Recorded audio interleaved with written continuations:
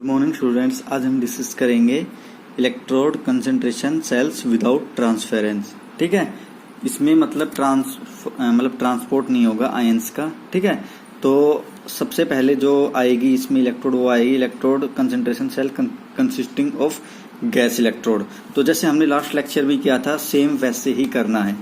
तो सबसे पहले इसमें हमने क्या लिया, दो हाइड्रोजन इलेक्ट्रोड ले ली, एक ये हाइड्रोजन इलेक्ट्रोड ले ली और एक ये हाइड्रोजन इलेक्ट्रोड ले ली। इसमें हमने क्या किया कि यहाँ पे बस हमने H2 गैस पास करवाई, यहाँ से भी H2 गैस पास कराई और ये हाइड्रोजन इलेक्ट्रोड है और ये 1 मोलर का HCl का सॉल्यूशन है। इसमें बस डिफरेंस क्या है कि यहाँ पे प्रेशर डिफरेंट ले लिया, उसमें हमने प्रेशर सेम लिया था, यहाँ पे प्रेशर डिफरेंट ले लिया। तो यहाँ पे प्रेशर P1 है और यहाँ पे प्रेशर P2 है। ठीक है, तो आपको पता है इस साइड जो होगी आपकी, एक तो आपकी रिडॉक्स रिएक्शन होगी और एक आपकी ऑक्सीडेशन रिएक्शन होगी। तो आपको पता है ऑक्सीडेशन रिएक्शन कहाँ होती है, लेफ्ट हैंड साइड LON वाले फॉर्मूले से। ठीक है, तो जो लेफ्ट हैंड साइड में जो ऑक्सीडेशन रिएक्शन होगी, तो ऑक्सीडेशन रिएक्शन में क्या होता है, लॉस ऑफ इलेक्ट्रॉन। तो हाइड्रोजन की तो सबसे पहले तो इसको रिप्रेजेंट करने का तरीका आना चाहिए। इसको रिप्रेजेंट कैसे करेंगे भाई, Pt/H2 एट प्रेशर P1, फिर आपका ये किसके अंदर है, सॉल्यूशन के अंदर है, solution of H positive ions AH positive, और उसके बाद दूसरी वाली electrode H2 at pressure P2 और Pt इलेक्ट्रोड। ठीक है, फॉइल लेवल। उसके बाद हम ऑक्सीडेशन रिएक्शन लिखेंगे जैसे हमने लास्ट लेक्चर में लिखा था। तो सिंपली ऑक्सीडेशन रिएक्शन क्या होगी, लॉस ऑफ इलेक्ट्रॉन।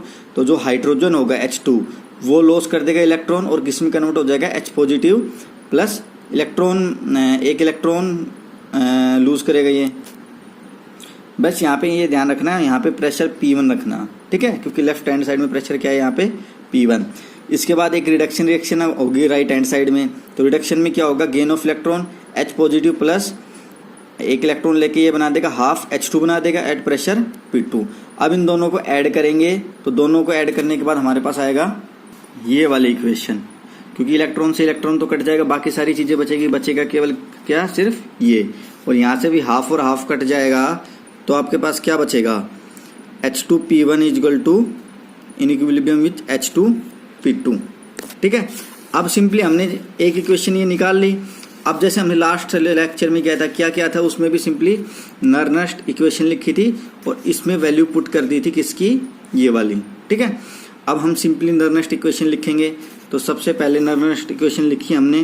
तो नर्नस्ट इक्वेशन लिखने के लिए सबसे पहले हमने लेफ्ट साइड के लिए इसमें पुट करेंगे, लेफ्ट साइड में जो वैल्यू आएगी कोशिएंट की, फिर उसके बाद राइट हैंड साइड वाली वैल्यू पुट करेंगे।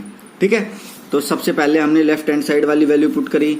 तो यहाँ पे नर्नस्ट इक्वेशन में तो हमारी इक्वेशन क्या आ गई, E cell is equal to E naught cell plus RT NF, और N यहाँ पे क्या है 1, क्योंकि हाइड्रोजन में 1 इलेक्ट्रॉन का ही ट्रांसफर हो रहा है। देखो एक इलेक्ट्रॉन का ट्रांसफर हुआ है ना, यहाँ पे भी एक इलेक्ट्रॉन, यहाँ पे भी।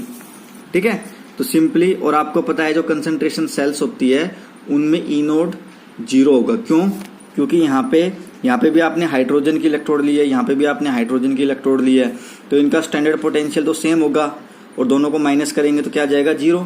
तो यहाँ पे जो E नोट सेल आएगा, E नोट सेल आपका हमेशा 0 आएगा कंसंट्रेशन सेल में। ठीक है, और यहाँ पे AH पॉजिटिव अपॉन में P1 की पावर हाफ। ठीक है, E नोट सेल आपका 0 होगा, क्यों, क्योंकि ये कंसंट्रेशन सेल है। तो E1 की वैल्यू क्या आ गई, ये। सेम इसी तरीके से हम राइट हैंड साइड में जो आपका रिडक्शन हुआ था उसकी वैल्यू लिखेंगे, उसमें नर्नस्ट इक्वेशन में पुट करेंगे। तो ये सिंपली वैल्यू क्या आ जाएगी, E2 equal to E naught cell plus RT ln AH positive upon में P2 की पावर हाफ। ठीक है, और यहाँ पे फिर E नोट सेल की वैल्यू 0 आ जाएगी और E2 की वैल्यू आ जाएगी ये।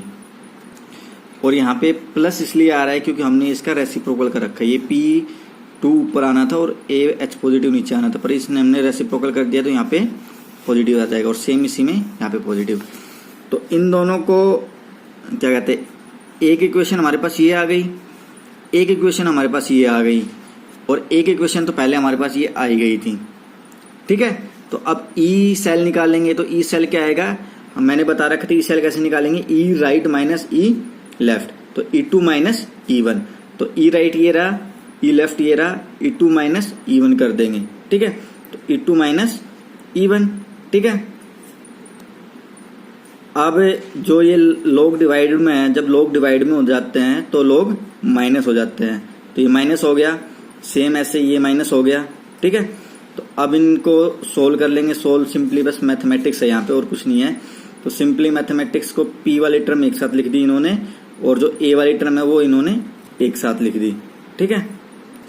जो A वाली टर्म है तो वो तो कट ही जाएगी सिंपली, यहाँ पे A वाली टर्म तो कट जाएगी, बचेगी सिर्फ प्रेशर वाली टर्म बचेगी, ठीक है। तो प्रेशर को कैसे लिखेंगे, ये माइनस का ये प्लस का है तो ये ऊपर चला जाएगा और ये नीचे। जब लोग माइनस में हो जाते हैं तो लोग डिवाइड में आ जाते हैं। तो ln P1 half upon P2 half, ठीक है। तो होल की पावर क्या आ जाएगी, दोनों की पावर हाफ है तो होल की पावर क्या आ जाएगी, हाफ, ठीक है। तो और पावर आगे आके क्या आ जाएगा 1/2। तो यहाँ पे E की वैल्यू क्या आई, RT अपॉन में 2F ln P1 अपॉन में P2। सिंपली कुछ नहीं करना था, जैसे हमने लास्ट लेक्चर में किया था वैसे हमने एक तो ऑक्सीडेशन रिएक्शन लिखी जो लेफ्ट हैंड साइड की होगी, फिर हमने रिडक्शन रिएक्शन लिखी, उसके बाद हमने इन दोनों को प्लस करके एक इक्वेशन निकाल दी। जो ये आई इसके बाद हमने क्या किया, राइट हैंड साइड में जो नर्नेस्ट इक्वेशन आई थी आपकी उसमें वैल्यू पुट कर दी, फिर लेफ्ट हैंड वाले में वैल्यू पुट कर दी, दोनों को कंपेयर कर दोनों की वैल्यू निकाली E1 की और E2 की। तो ई सेल क्या हो जाएगा E2 माइनस E1, ठीक है। और एक इक्वेशन ये आ गई, ठीक है।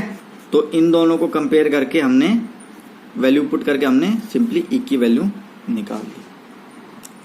सेम यहाँ पे एज इट इज, यदि आपके पास अमलगम इलेक्ट्रोड्स आ जाए, अमलगम इलेक्ट्रोड्स हमने पहले पढ़ा था, ठीक है। उस लेक्चर में तो वो तो बताने की जरूरत है नहीं कि क्या है अमलगम इलेक्ट्रोड्स, वैसे आपने पहले पढ़ भी रखा है कि अमलगम इलेक्ट्रोड्स क्या है, ठीक है।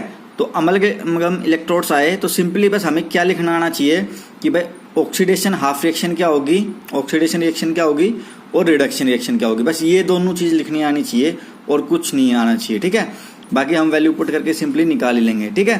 तो ये वाली वैल्यू हमने लेफ्ट हैंड वाली लिख दी। लेफ्ट हैंड में क्या होता है ऑक्सीडेशन, तो Zn क्या करेगा 2 इलेक्ट्रॉन लूज कर देगा।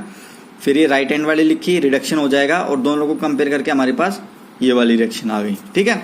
इसके बाद हम क्या करेंगे, E1 की वैल्यू निकाल लेंगे, जो लेफ्ट हैंड साइड की जो इक्वेशन है नर्नेस्ट इक्वेशन में पुट करके वैल्यू निकाल लेंगे। उसके बाद हम राइट वाली इक्वेशन निकाल लेंगे, ठीक है। और तीसरी इक्वेशन तो हमारी ये तो आई गई थी। तीनों E क्या हो जाएगा, E right electrode minus E left electrode, ठीक है। तो दोनों वैल्यू पुट कर देंगे इसमें और आपकी E की वैल्यू आ जाएगी, ठीक है। Thank you.